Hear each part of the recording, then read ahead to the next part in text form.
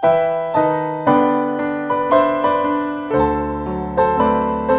Tuhan, kita perlu bersyukur kepada Tuhan karena di tengah-tengah pandemi COVID-19 ini kita masih dapat bertemu dan kita masih dapat membahas kebenaran firman Tuhan, sebab hanya kebenaran firman Tuhan yang dapat menguatkan, mengokohkan, dan memampukan kita untuk terus berdiri sampai akhirnya Tuhan sendirilah yang akan membuktikan bahwa Dia hebat. Saat ini ada satu hal yang ingin saya bahas tentang bagaimana kita melewati seleksi ilahi. Ternyata pendengar yang budiman, bahwa Tuhan itu menyeleksi kita, bahwa Tuhan itu menginginkan satu umat yang sungguh-sungguh sebagai umat pemenang. Kita lihat ayatnya. Hakim pasal 7 ayat 3. Ini adalah berbicara ataupun menceritakan tentang Gideon. Hakim 7 ayat 3. Maka sekarang serukanlah kepada rakyat itu demikian. Siapa yang takut dan gentar, biarlah ia pulang, enyah dari pegunungan Gilead. Lalu pulanglah 22.000 orang dari rakyat itu, dan tinggallah 10.000 orang. Jadi saat ini kita melihat bahwa Gideon disuruh Tuhan untuk menseleksi. Menseleksi siapa? Menseleksi pasukannya. Untuk apa pasukannya? Pasukan ini akan menghadapi musuhnya. Gitu ya. Gideon mengumpulkan 32.000 orang. Tuhan bilang, aduh Gideon ini kebanyakan. Nanti jangan-jangan kalau mereka menang, mereka berpikir dengan kekuatan mereka. Lalu apa yang harus saya lakukan Tuhan? Kau harus seleksi. Katakan kepada mereka, yang takut boleh pulang. Lalu Alkitab mencatat bagaimana? Siapa yang takut? Ternyata yang takut itu, yang pulang itu 22.000 orang. Tinggal 10.000 orang. Bayangkan, ternyata banyak yang takut. Dan akhirnya mereka gagal dalam seleksi ilahi. Mereka tidak mengalami kemenangan yang luar biasa. Akhir kisah ini adalah pasukan Gideon menang menghadapi musuhnya. Musuhnya itu berjumlah 135.000 orang.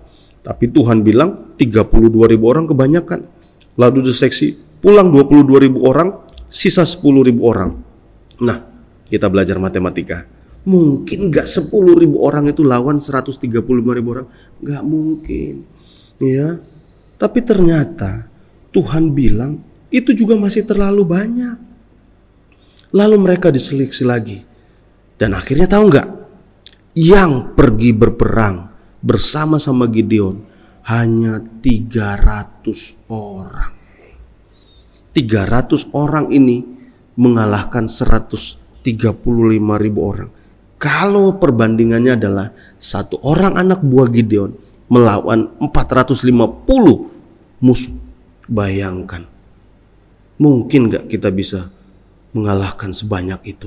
Ya, kalaupun kita sejago-jagonya, gitu ya, berkelahi, waduh, payah juga, gitu ya. Ada 450 orang yang mengurumuni.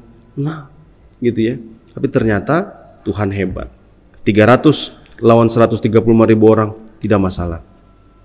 Itu semua ada arti bahwa Dia sementara menyeleksi hidup kita. Mau menjadi pemenang? Mau mengalahkan segala kuasa kegelapan?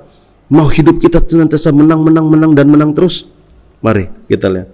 Yang pertama, diingatkan, jangan takut. 1 Yohanes 4 ayat 18 bilang seperti ini. Di dalam kasih tidak ada ketakutan. Kasih yang sempurna melenyapkan ketakutan, sebab ketakutan mengandung hukuman, dan barang siapa takut, ia tidak sempurna di dalam kasih. Jadi, waktu kita takut, kita harus bertanya dan jujur, sungguh-sungguhkah kita mengasihi Tuhan? Sungguh-sungguhkah kita yakin kepada Tuhan? Sungguh-sungguhkah hati kita berpaut kepada Tuhan? Pandemi COVID-19 ini sungguh-sungguh mengerikan. Sungguh luar biasa dampaknya. Bukan hanya kepada seseorang, tapi dalam setiap segi yang ada di bumi ini kena semua imbasnya. Mulai dari finansial atau ekonomi, pekerjaan dan sebagainya. Waduh, semuanya kena. Pertanyaannya, apakah kita takut? Kalau kita mulai takut, yang akan terbesit dalam hidup kita adalah kita mulai ragu. Dan akhirnya kita tidak pernah mengalami yang namanya kemenangan. Jadi jangan takut. Wahyu 21 ayat 8 bilang, orang penakut itu masuk neraka, tidak pernah mengalami yang namanya surga. Jadi jangan takut. Seseorang berani bukan karena hartanya, bukan karena kedudukannya, bukan karena backingnya banyak atau networkingnya banyak, tapi seseorang berani karena dia tahu yang dia andalkan sangat amat bisa menolong dia. Kita hanya bisa mengandalkan Tuhan. Jadi jangan takut. Yang kedua, untuk dapat melewati seleksi ilahi, harus ada pertobatan radikal. Tahu nggak bagian yang kedua yang dilakukan oleh Gideon untuk menyeleksi pasukannya? Ketika 10.000 orang ini sudah siap bertempur, Tuhan bilang, ini juga masih terlalu banyak. Banyak banget nih katanya. Jadi apa dong Tuhan yang harus saya lakukan, kata Gideon? Suruh mereka minum air. Terus, siapa yang minumnya seperti anjing, pisahkan. Siapa yang minumnya dengan membawa tangannya ke mulutnya, pisahkan. Lalu Gideon memisahkan 10.000 itu. Ternyata yang meminum seperti anjing ada 9.700. Yang meminum dengan tangannya ada 300 orang. Lalu Tuhan bilang, cukup 300 ini saja. Kenapa seperti itu? Ya, karena yang 9.700 ini masih dalam hidup yang lama.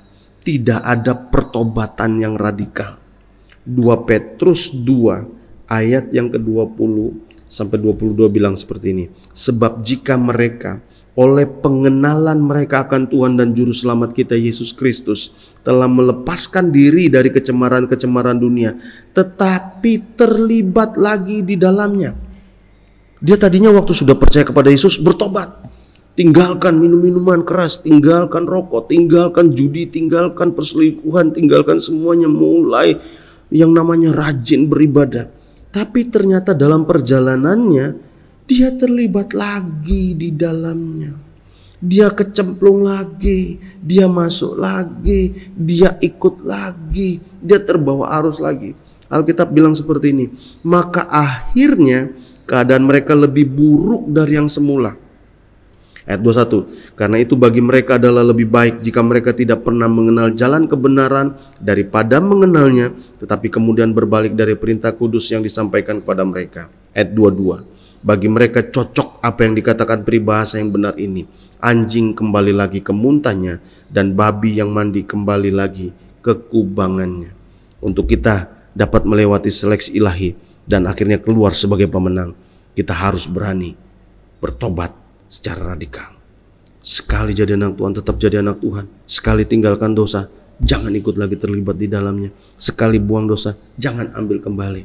Paulus bilang, apa yang dulu ku anggap hebat, ku anggap luar biasa, ku anggap paling besar, waduh, tapi sekarang ku anggap sampah. Karena pengenalanku akan Yesus Kristus Tuhan lebih dari apapun.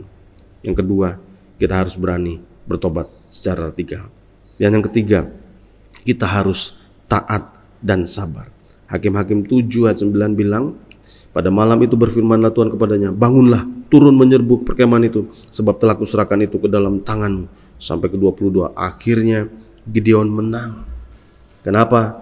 Karena Gideon dan kawan-kawan dan anak buahnya, mereka taat dan sabar, mampu untuk tetap menunggu waktunya Tuhan, mampu ikut dalam penyerahan total kepada Tuhan. Jadi ada 3 hal yang sudah disampaikan untuk kita dapat melewati yang namanya seleksi ilahi. Jangan takut. Ingat, Tuhan menginginkan pertobatan yang radikal secara menyeluruh, holistik dalam hidup kita. Dan yang ketiga, taat dan sabar sampai waktunya Tuhan terjadi dalam hidup kita. Terima kasih, Tuhan Yesus memberkati.